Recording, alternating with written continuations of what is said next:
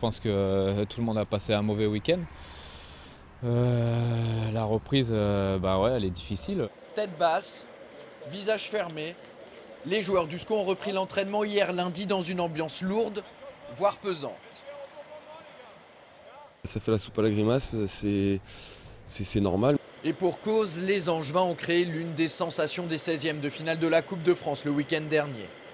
Ils ont en effet déjoué tous les pronostics en réussissant à se faire éliminer par les amateurs de Quevilly qui évoluent habituellement en CF1.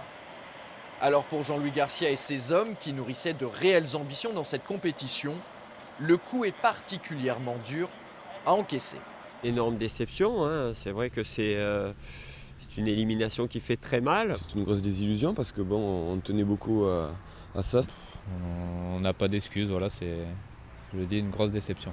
Un sentiment unanime qui s'explique bien entendu par le résultat, défaite 1-0, mais aussi par rapport à la manière.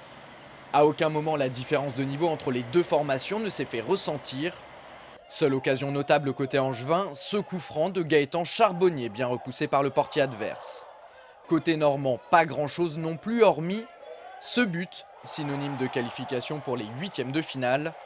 À n'avoir pas mis les ingrédients nécessaires, voire indispensables dans ce genre de rencontre, Angers ne pouvait guère espérer mieux. Quevilly a mérité sa victoire au vu du match, au vu de l'envie. Ce qui m'inquiète, c'est qu'on a manqué d'agressivité, on ne s'est pas imposé, on n'a pas montré assez de confiance, de détermination.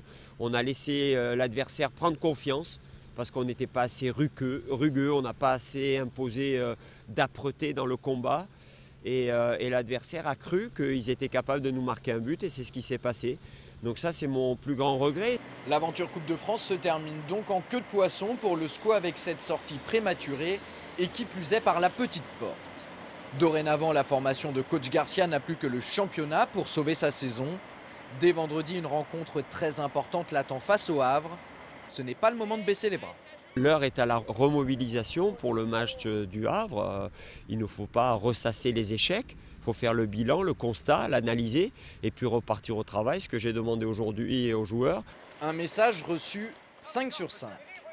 Si on n'est pas là, comme je le répète, dans l'état d'esprit et dans la combativité et l'agressivité, on n'aura pas grand-chose à se mettre sous la dent vendredi.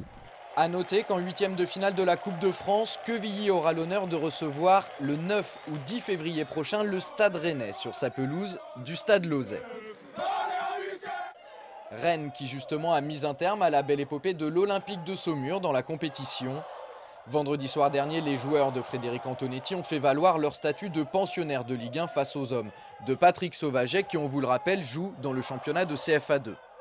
Score final 4-0 pour les Bretons qui ont scellé leur victoire dans les 10 dernières minutes en inscrivant 3 buts coup sur coup. La hiérarchie a été respectée, pas de regret pour Saumur, hormis peut-être pour ses supporters.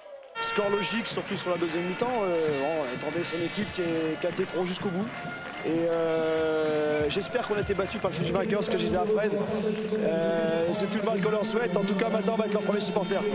On se quitte sur cette petite anecdote. Si Angers et Saumur avaient passé les 16e de finale, ils se seraient retrouvés en 8e pour une affiche qui aurait très certainement valu le détour.